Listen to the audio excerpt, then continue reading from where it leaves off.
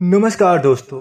एक बार फिर से स्वागत है आपका हमारे हॉरर पॉडकास्ट शो पे, जहां पर हम लोग सुनते हैं एक से बढ़कर एक सच्ची घटना पर आधारित डरावनी कहानियां। और जो आज की कहानी है उसको शुरुआत करने से पहले इस छोटे से चैनल की एक छोटी सी रिक्वेस्ट, प्लीज़ वीडियो को लाइक किया करिए और चैनल को सब्सक्राइब कर लिया करिए और कमेंट बॉक्स में ज़रूर बताइए कि हमारे वीडियोज़ आपको कैसे लगते हैं। अगर कोई चीज़ पसंद नहीं आती है तो अपना वैल्यूएबल रिव्यू हमारे कमेंट बॉक्स में ज़रूर दें, ताकि हम उस चीज़ को सुधार करके और अच्छे से बेहतर ढंग से इस कहानी को प्रस्तुत कर सकें। तो चलिए देर न करते हुए कहानी की शुरुआत करते हैं।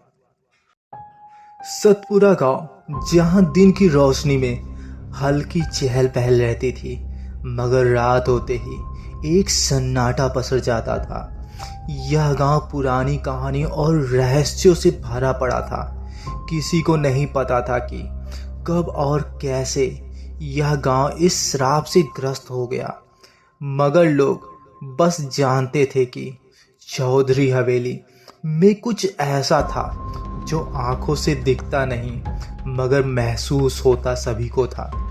हवेली के चारों ओर बड़े बड़े पेड़ थे, जिनकी शाखाएं रात के समय अजीब अजीब आकृतियां बनाती थीं। हवेली की दीवारें पुरानी और जर्जर थीं, जैसे सदियों से कोई अनकहा राज छुपा रही हो। हवेली के पीछे एक विशाल बरगद का पेड़ था, जो वर्षों से वहीं खड़ा था, अपनी मोटी जड़ों के साथ जमीन को कसकर पकड़े हुए। इसी पेड़ के नीचे एक पुराना तालाब था, जिसका पानी गहरा और काला था। इस तालाब की गहराई का अंदाजा किसी को नहीं था और शायद किसी ने इसे नापने की कोशिश भी नहीं की थी। गांव के बड़े बुजुर्ग कहते थे कि तालाब एक अभिशापित था और इसकी वजह थी एक छोटी सी बच्ची की मौत। कई साल पहले की बात थी। कुसुम, जो सिर्फ 7 साल की थी, अपनी माँ यानी रत्ना के साथ इस गांव में रहती थी। रत्ना एक गरीब महिला थी, लेकिन उसकी बेटी उसकी पूरी दुनिया थी। कुसुम बहुत चंचल थी। पूरे गांव में वह अपनी मासूमियत के लिए जानी जाती थी, लेकिन उसकी एक आदत थी। वह अक्सर हवेली के पीछे बरगद के पेड़ के पास खेलने जाती थी। गांव की औरतें उसे रोकती थीं, लेकिन कुसुम हंसकर टाल देती और हमेशा वहीं खेलने पहुंच जाती थी और कहती, वहां मेरे दोस्त हैं। रत्ना ने कई बार पूछा कि ये दोस्त कौन है, मगर कुसुम हर बार मुस्कुरा देती और कुछ भी जवाब नहीं देती। एक दिन जब पूरा गांव खेतों में काम कर रहा था, तभी एक चीख सुनाई दी।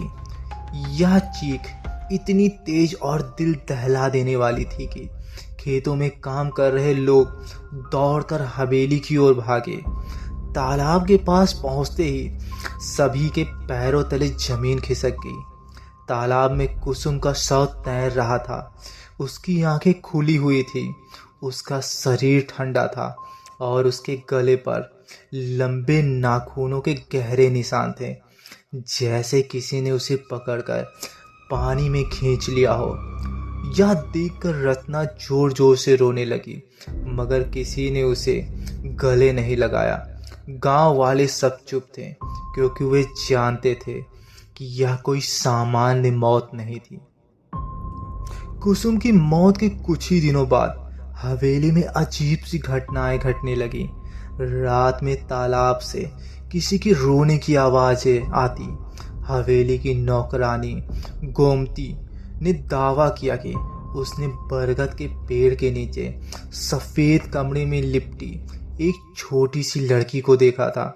वह लड़की उसकी तरफ देख रही थी, मगर उसकी वे आंखें काली थी, पूरी तरह से काली। धीरे धीरे यह घटनाएं बढ़ने लगी और फिर चौधरी हवेली में किसी भी औरत का मां बनना असंभव हो गया। चौधरी विजय सिंह की मां अंबा देवी बताती थी कि पिछले 30 सालों में इस हवेली में एक भी बच्चा जीवित नहीं रह सका।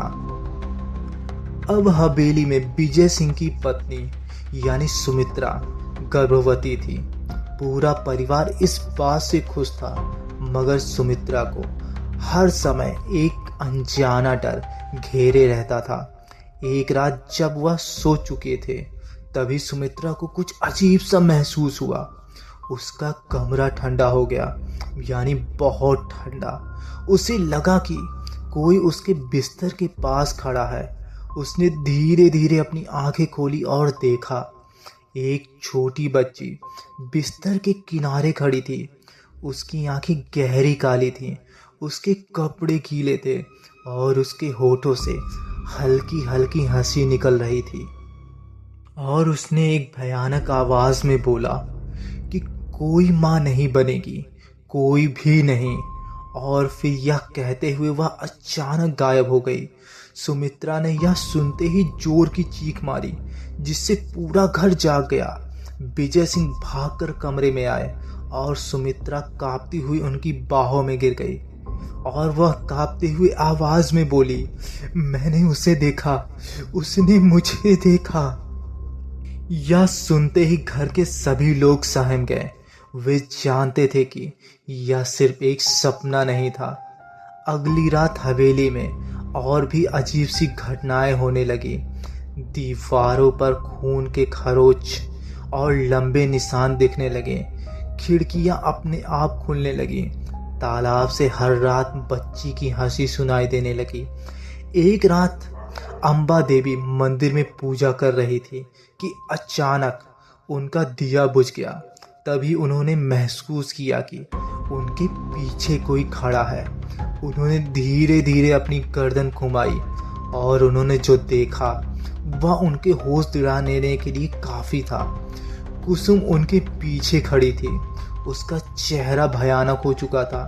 उसकी आंखों से खून बह रहा था और उसके लंबे मुड़े हुए नाखून किसी खंजर की तरह चमक रहे थे।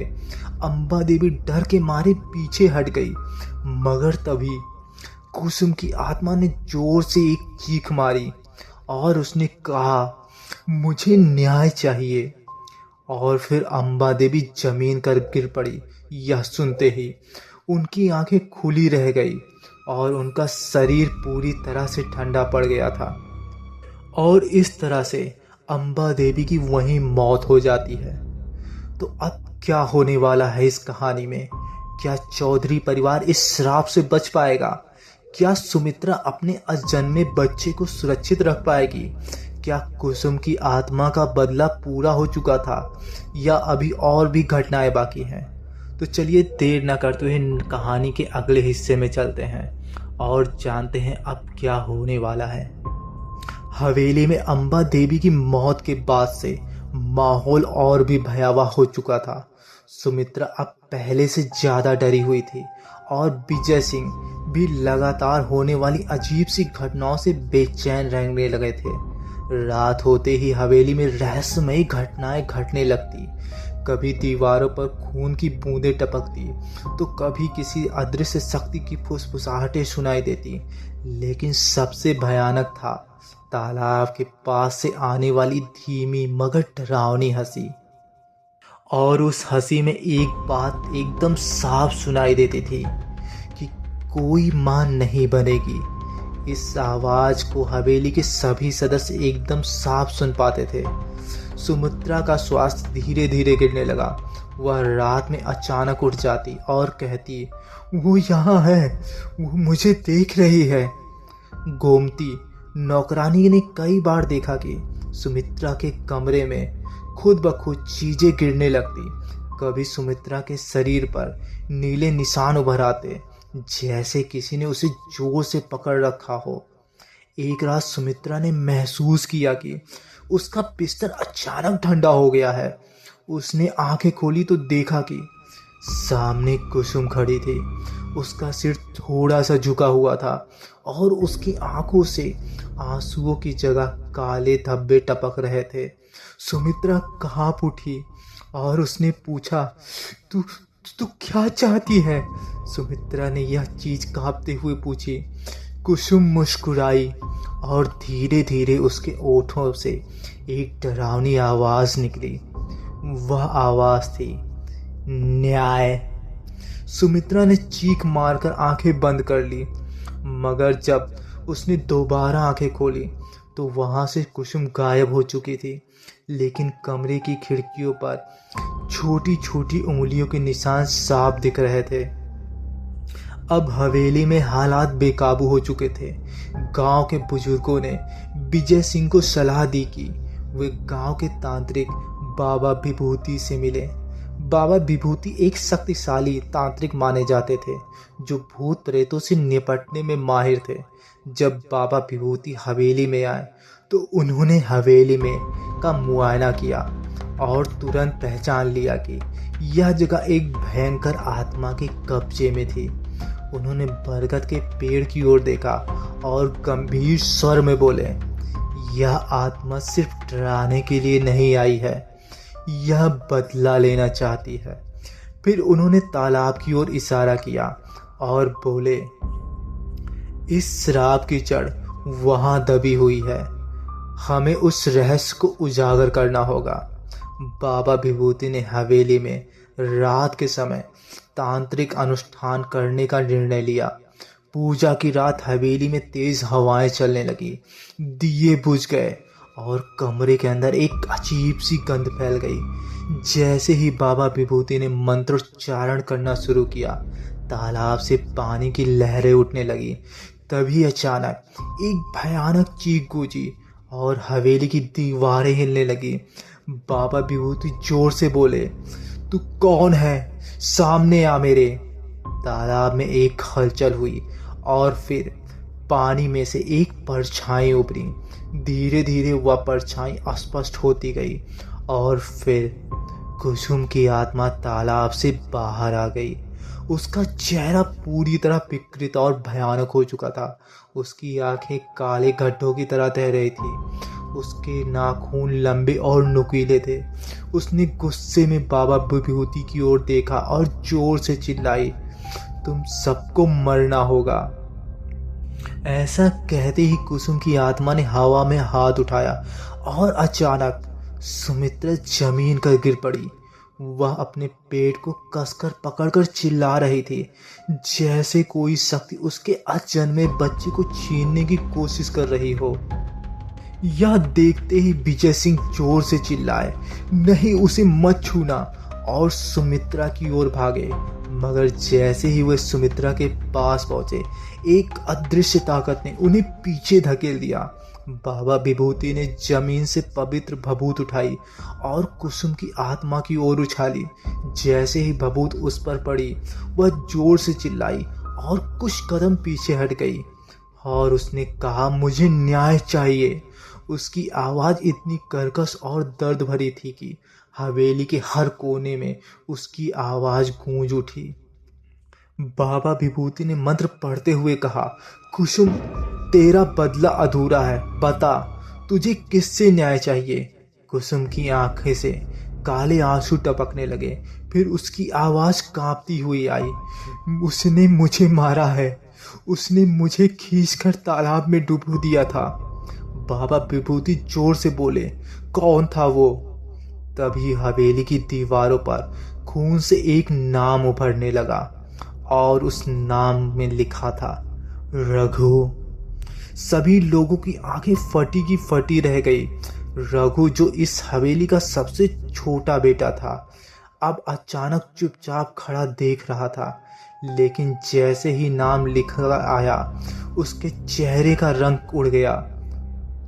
रघु चिल्लाया, झूठ, यह झूठ बोल रही है। लेकिन कुसुम की आत्मा अब और शक्तिशाली हो गई थी। हवेली की खिड़कियां जोर से खुल गई और काले धुएं का गुब्बार पूरे माहौल को भयंकर बना गया।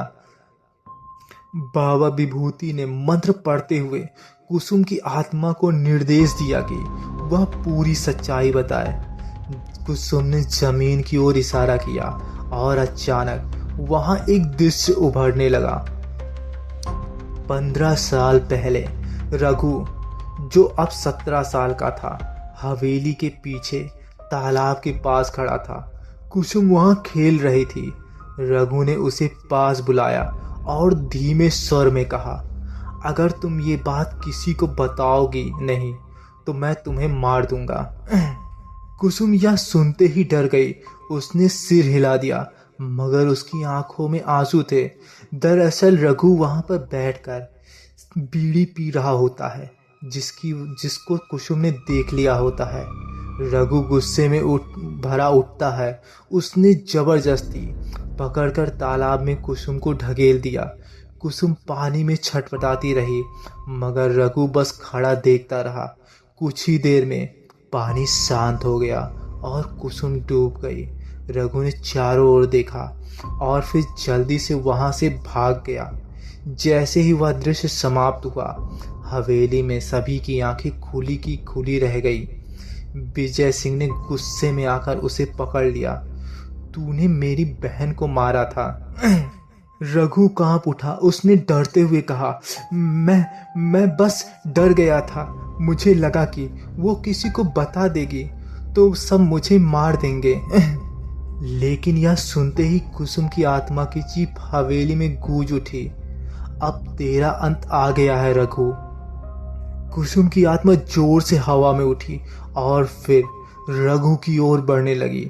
उसके नाखून और लंबे हो गए। उसकी आंखों से आग की लपटें निकलने लगी।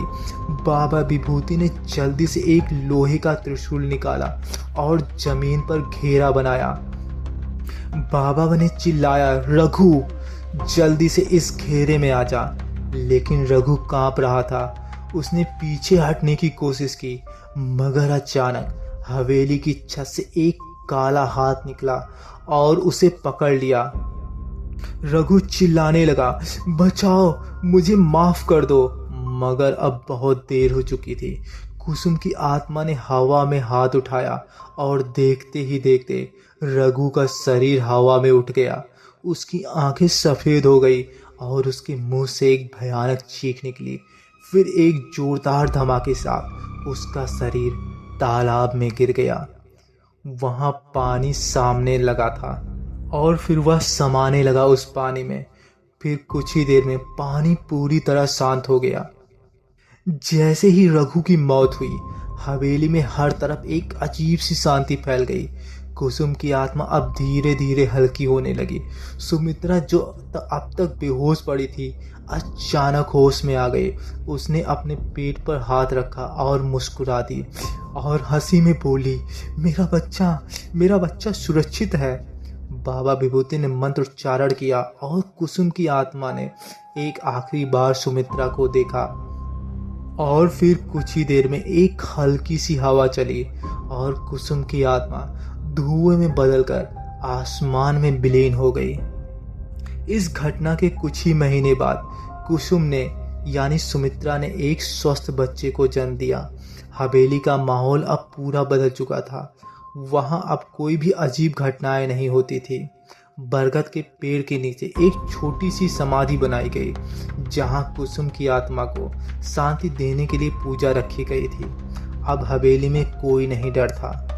तो दोस्तों, ये कहानी थी कुसुम की। उम्मीद करते हैं ये कहानी आपको पसंद आई होगी। अगर कहानी पसंद आई होगी तो वीडियो को लाइक करिएगा, चैनल को सब्सक्राइब करिएगा और कमेंट बॉक्स में मुझे ज़रूर बताइएगा कि आप मेरे वीडियो को कहाँ से देख रहे हैं। फिलहाल कहानी पूरा सुनने के लिए आप लोग का बहुत बहुत धन्यवाद।